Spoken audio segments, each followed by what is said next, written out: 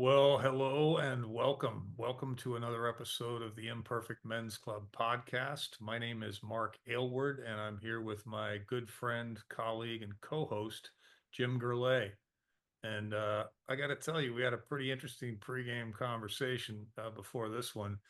And I think, Jim, I'm interested in your thoughts when I pass the baton, but I think it's got a lot to do with our station in life for sure, our age, other words, and the time of year, the holidays. We talked about last episode. We talked about more people, more problems, and it almost feels like this is chapter two of that.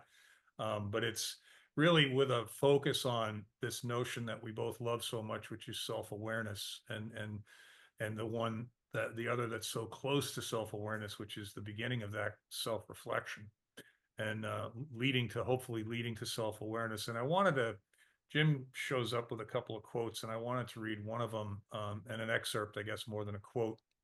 And it's an ancient Greek quote that most people have heard: "Know thyself." So, know thyself is an ancient Greek injunction that encourages people to understand themselves. It means to understand the motives behind your actions and to harmonize your will with your duty. It can also mean to have a deep understanding of yourself, including how you might perform in certain situations and how others might perceive your strengths and weaknesses. Yeah, that's a mouthful, Jim. As I'm reading it, I'm thinking about everything we just talked about. And it's like point one, point two, point three, point four. So jump in, brother. Yeah, it's a cut and paste from a couple different versions of that, but as you mentioned, seems like every episode it always circles back to self-awareness, and it's so important. I think it's important at all stages of your life, but particularly at this stage in our life because we realize as we grow older, we grow wiser, we know less than we thought, and we have much less control of what we thought. And so in search of kind of a self discovery, this is what and there's a couple other versions. I think there's I'll let you speak for this since you're a much better Catholic than I am. But there's also Jesus has a similar quote, doesn't he? How does that one go? Yeah, I gotta scroll back to that guy, but Yeah. yeah. So what did Jesus say about knowing yourself? And the quote here is, or the excerpt is: Thomas wrote one of Jesus's teachings saying, "You will understand everything when you know yourself."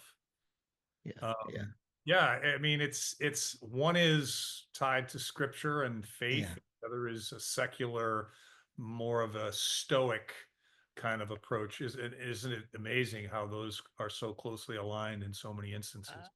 I felt the same way, and I said to understand the world, you have to know yourself. I just think that's wow, that's deep if you think about it, right? Things start to make sense when you know yourself. So, as I mentioned in the pregame, and it sounds like you had a conversation with your father, kind of relative to to what we're going to talk about today. Yesterday was my 5 year anniversary of my father's death, and so 5 years, and you do some self reflection.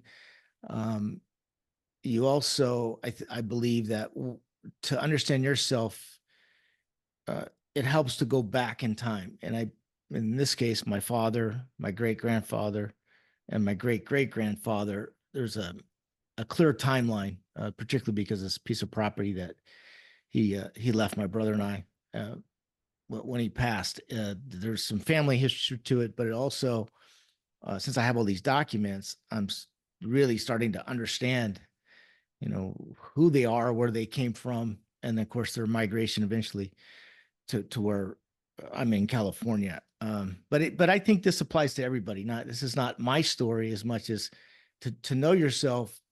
I call it. We're all made of four quarters, right? That's four grandparents. Um, and once you get to know them, even though they're not here, you understand yourself a little bit more. I think your parents, that's a little different because that's you're closer to that. But you can start to see, as exactly what these quotes are saying, why you respond, why your mind thinks the way it does.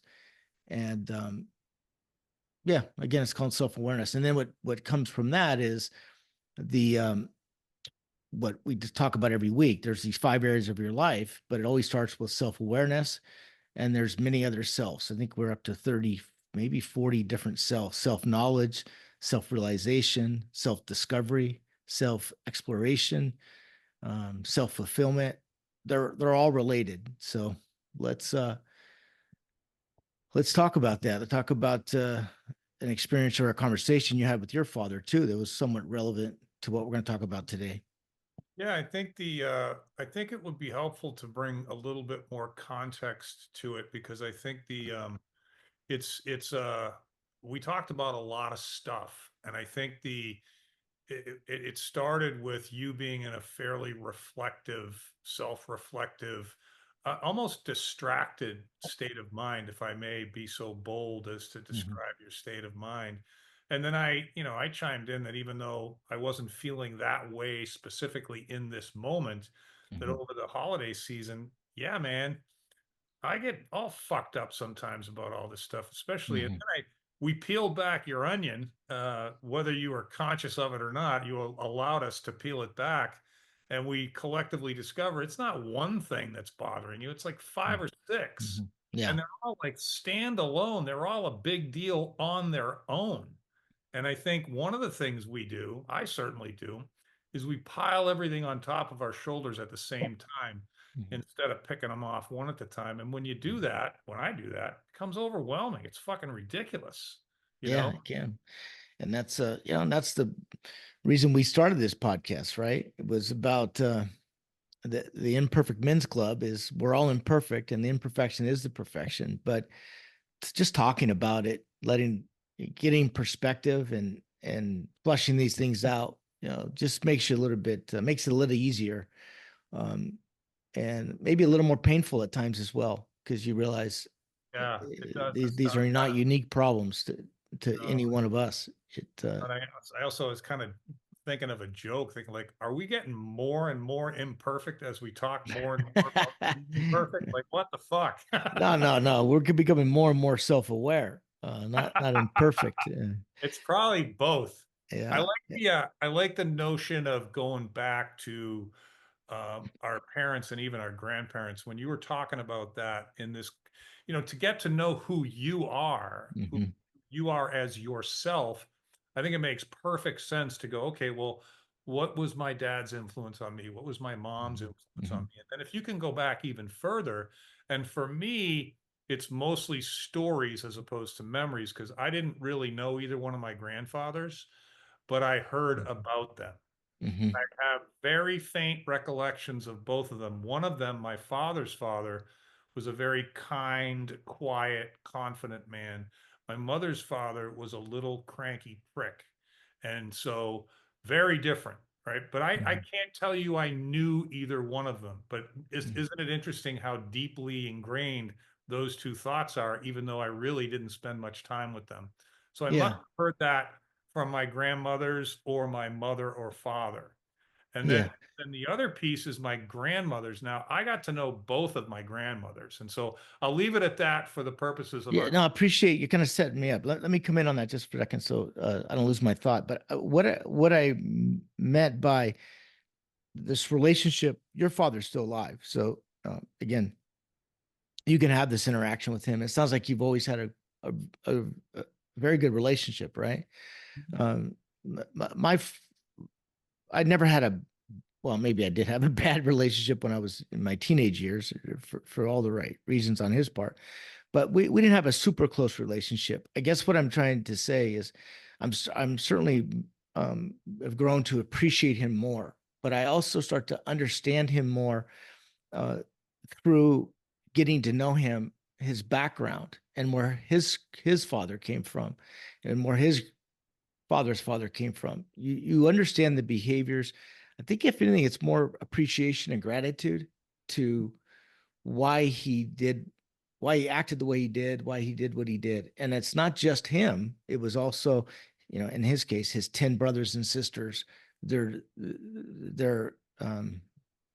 adversity, their challenges, all the things that they experienced to get here. And so again, I've referred to this before. You have a relationship with people whether they're here or not, and it's just whether it's a good relationship. When I mentioned it because it was the 5 year anniversary of his death yesterday, and how much I've again grown to appreciate him, but also have grown also myself because you go through the grieving process. You get older, and then as we get older, uh, we can relate to more to them.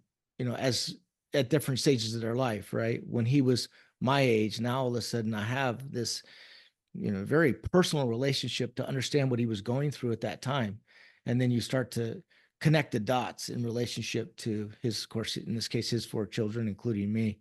So yeah, it's just like I said, it's back to self-realization, self-reflection, and self-discovery is a big I part of think, this. I think the other thing that you probably need to give yourself credit for, or I can give you credit for it, is this this personal accountability, which is Mhm. like in order to be reflective, self-reflective, self-aware, I think you got to step back into personal accountability first. It's like, well, Yep. I don't have control over much, but I do have control over how I respond to what the world throws at me, Hmm. or I don't. And I think you've clearly made the decision that you are responsible for how you respond to what the world throws at you. And I think I have too. And I Hmm. think that is even a step back.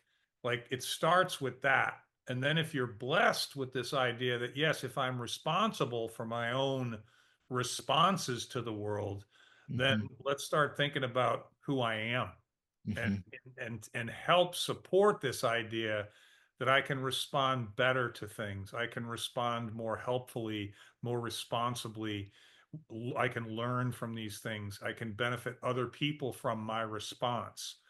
All of those things are, to me, they're triggered by this idea that I'm responsible for the way that I respond to the world.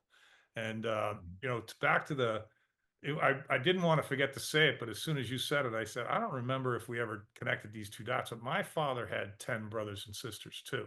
Oh, interesting. Yeah. Yeah. And you're a middle child, as I'm a middle child. Yes, yes. Yeah, And those interesting. Yeah. those do have an impact on how we see the world. But I think what you were saying there is very interesting because I think I lose sight of it sometimes that I'm 63 years old. Mhm. Sometimes when I'm walking around, I feel like I'm 18 or I'm 35 or Yeah. I very rarely walk around thinking I'm fucking 63 years old. I don't, right? Yeah. Until like I walk by a mirror and I'm like, who the fuck is that old guy? I know. Yeah, again, these are all the things that our fathers both experienced at this time. So I just threw something on the screen. I think is very relevant to this conversation. I think it speaks better than I could. But if you could read what's on the chat right now, it goes beyond this kind of self discovery. But I didn't I don't see it, Jim. you don't see a chat? Uh, Oh, I'm sorry. You're right. So virtues and vices. yeah, yeah, yeah. Sorry. Yeah, it just popped up. Mm. So virtues and vices are character traits that are considered good or bad, respectively. And I think this is the definition of both. Virtues, good or desirable character traits that are considered admirable. Examples of virtues include honesty, courage, compassion, and generosity. Vices are bad or undesirable character traits that are often considered immoral and illegal. Examples of vices include greed, anger, lust, envy, gluttony, pride, and sloth, the seven deadly sins plus a couple. The concepts of virtue and vice are found in many aspects of life, including moral, intellectual, and physical aspects. And then, for example, benevolence and courage are moral virtues, while skill in assessing evidence is an intellectual virtue. Yeah. Yeah, I thought this was interesting because, again, back to self discovery, you get into the virtues and vices. I never heard the vices part, but everybody interprets that differently. But that is, yeah, that explains, I think, what we're ultimately trying to get to, right? is to be the best version of ourselves, to be a, a good human to offer value to others before we leave. I believe that's the ultimate form of living. Well, it's, making the world a better place. Maybe you could throw that one in there. I think Yeah. that the other thing that I think is worth mentioning among many things is this idea that, let's go back to the pregame a little bit and say, look, we're both fathers, right? We Mm-hmm. both have, you've got two and I've got three young adult kids. So what do young adult kids start bumping into? Well, work, career, relationships, maybe eventually children, purchasing of a home, relocation. As those things start to transpire, we're bringing more people, right? More Mm-hmm. problems potentially, not Yep. potentially, for sure, more problems. And then we started talking about, you have a wife, I have a girlfriend. You have a son and a daughter, I have two girls and a boy, but my girlfriend also has three daughters. And Mm-hmm. two of those daughters are married, so there's two more husbands, and one has a boyfriend. So there's six new relationships for me.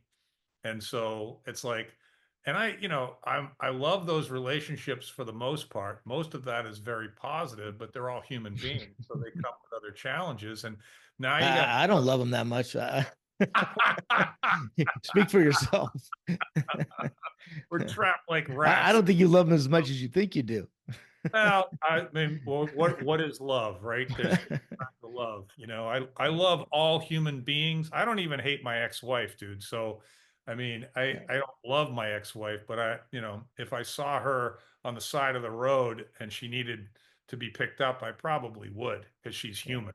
Yeah. So all joking aside, I hear you. I'm just saying, now we've got relationships to manage. We've got things like intimacy and jealousy and admiration and respect and, oh my God, why is he or she doing that or saying that? We got all this cauldron of stuff. And then I said to you earlier, I think when you throw on top of that the end of the year, the new year, the holidays, Christmas, people coming together, I mean, you and I started talking in the pregame about one thing, and then it became five things, and it Yeah. became five things quick, you Yeah. know, and then it became five things for me, you Yeah. know. So Well, yeah, well, going back to again the kind of the self-discovery part, which I think everybody should do when they can. But part of this, like I was saying, in preparation for this reflection of the event yesterday, uh, the passing of my father, was going through these photographs that I had somehow obtained over the last 5 years, actually, that I never had before.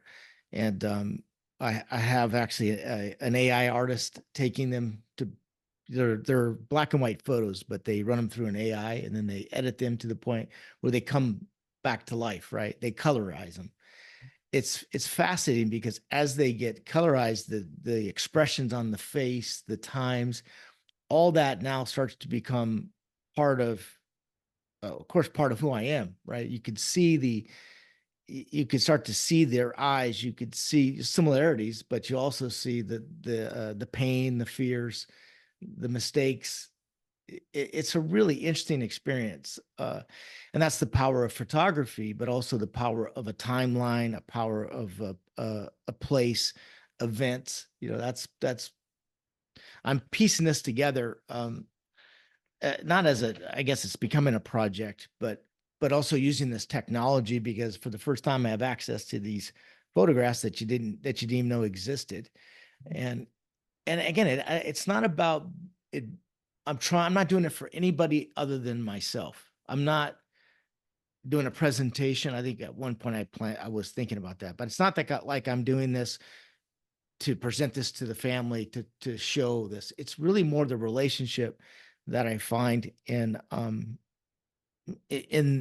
those people, those characters in this scene, that I'm very much a product of, because they're half me or they're a quarter of me, or so on and so on. So yeah, it's a fascinating experience. It's also a bit of a man, technology thing, right? Where you could take a photograph and bring it back to life. And that's what this AI.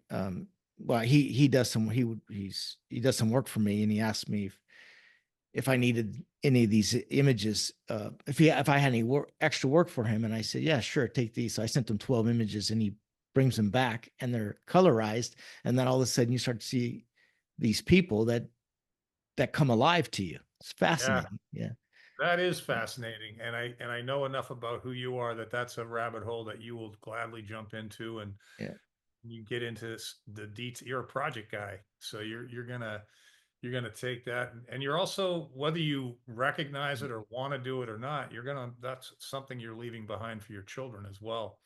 Unless yeah. If they're interested in it, I don't think it's.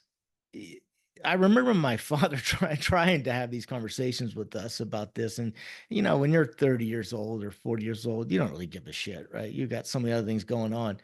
I do think this is something that comes to you later on in life uh, as you understand history. I think that's the although most fascinating part too. How certainly the older we get, the more appreciation we have for what's already transpired. But I will say that my eldest, who Caroline, yep. as you know, is a film Mhm. maker and good with video and audio equipment. And she spent, a couple years living with my dad and put 12 hours of video together. She had an interest in this kind of thing young, but I Mhm. also think it was because she's a filmmaker. She's a Yeah. storyteller. This is what she does. And we Yeah, that's haven't very really, different than what I'm talking about. This is self-discovery. This is self realizations that you find in this very personal story. This is I'm recommending this to people. Well, it goes back to the beginning of the quote, right? To get answers to life, you have to know yourself. Mhm. Um, it's a wonderful quote. I even though I just screwed it up. I don't Um, know. I mean, everybody gets the gist of it. It's like know thyself, and that's, yeah, I think about, my mom, who I've shared with you memories of her. It was, I don't know how many years ago when she took her own life, but it's been a long time. It's been year five, six, seven, maybe 10. I should know that. I think it's actually been seven. But anyway, the yeah. more time that goes by since she's been gone, the more she pops into my head, both in conversations with my brothers, as well as my own conversations with myself and my kids who knew their grandmother. Well, that's part of who they are, right?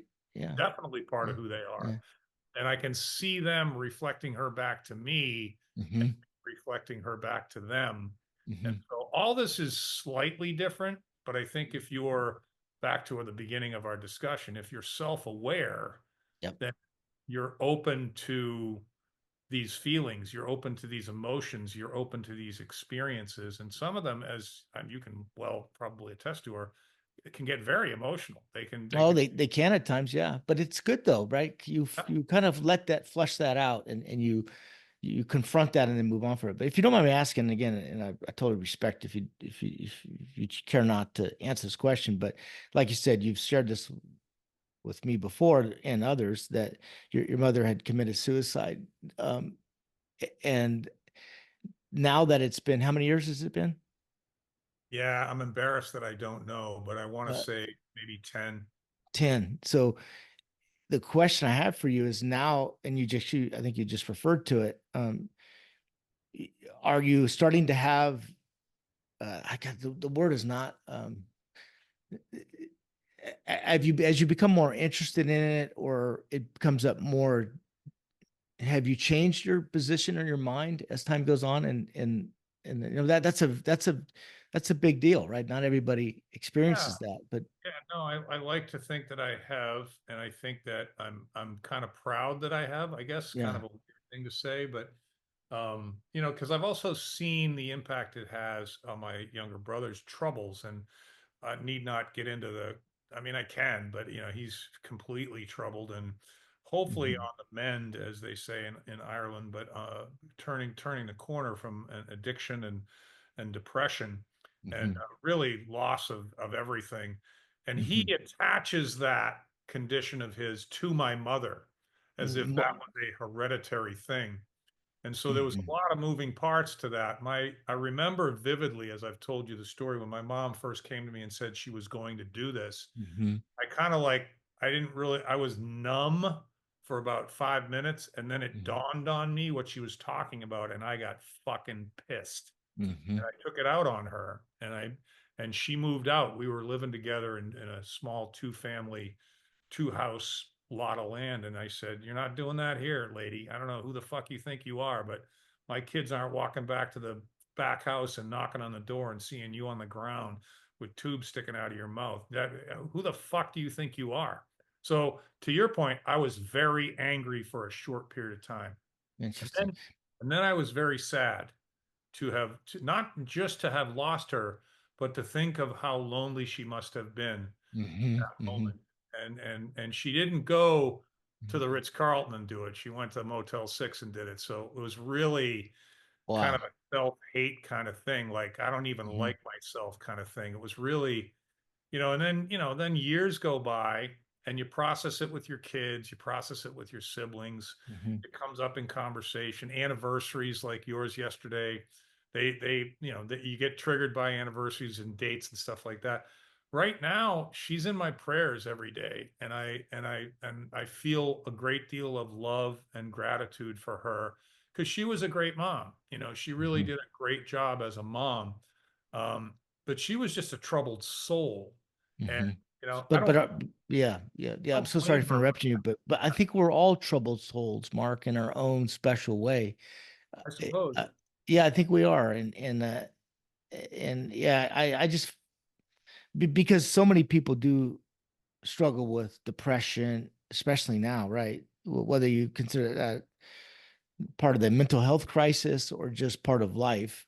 Um, but that's something that you personally have had to face directly. So I it's think there's a deep psychological, medical angle to her troubles. But I also, as soon as you said that, I thought to myself, but I also think there's two types of people, and this is definitely an oversimplification.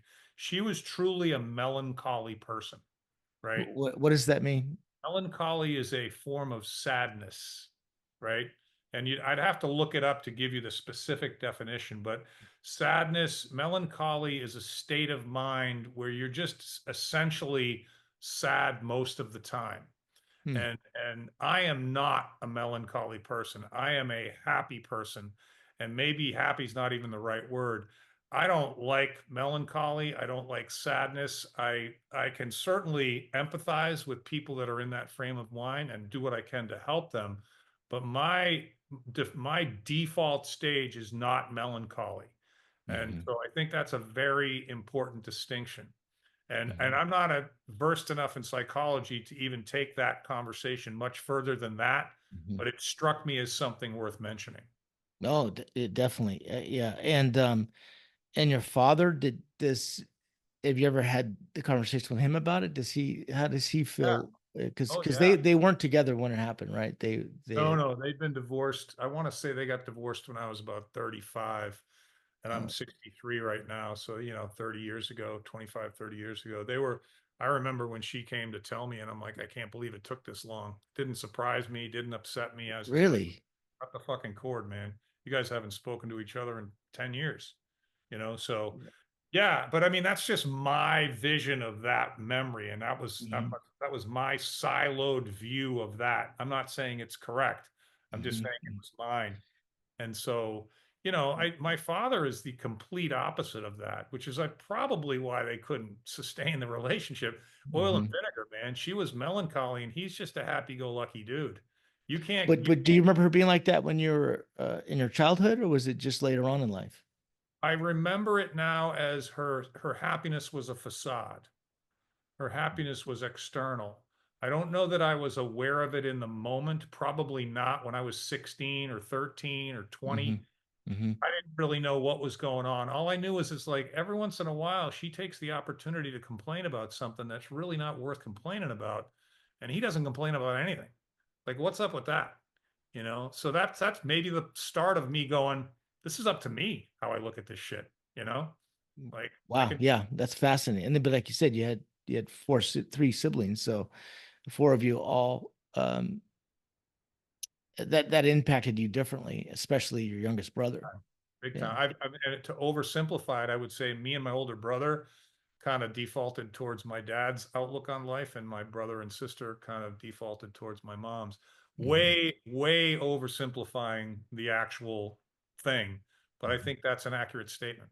Yeah, yeah. Well, I appreciate you sharing that with us because I think we can all learn a lot from that. I do think there's a lot of people that probably question, whether they want to be here every day.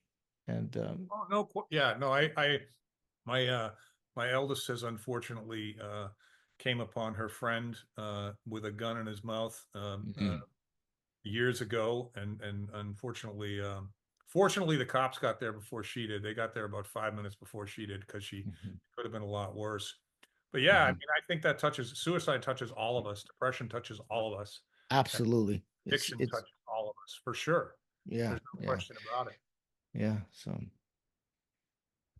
all right, my friend. That was again, I can't thank you enough for sharing that because I think that certainly helped me have a perspective on that, and I'm sure others. So Yeah, I think in the spirit of takeaways, this is definitely has one of those. You're not alone, regardless of what level of the spectrum you're on. This is all we're all going through this stuff, and I think the holidays and anniversaries and stuff they compound these things. But I mhm, like the fact that you wanted to go more deeply into self awareness, and I love the idea of connecting us to our four quadrants, our parents and then grandparents, because I think if you're really trying to know who you are, exploring those four quadrants is probably a good next step. mhm. Yeah, this would fall. Today's episode would definitely fall into worldview, and then our subcategory of worldview is um, of course, our politics. We didn't talk about politics today. The red team, the blue team, but the other one is our childhood, Yeah, and that we went deep on that today. So I think it's worthy of investigation for sure. Clearly, it is because look what we just did. yeah, and oh, yeah, I guess the other one you could say we touched on is the area of others, and then we have two categories, right? We have our others, our relationship with our women, our mothers, sisters, aunts, girlfriends, wives, and men. But you could say, particularly in your case, you went deep on that part too. That's Well, it's probably I thought we'd go deeper on that this time, but we didn't, and that's fine. I think those other people in our lives, our family, as they get older, yeah. and they experience new things in Mhm. life, those things become part of our lives, and they become decisions we have to make and responsibilities we have to inherit. And we didn't really go deep into those, but Yeah. maybe we can save that for another time. No, well said. All right, Mark. Until next week. Thanks, Jim. See you, man. Peace.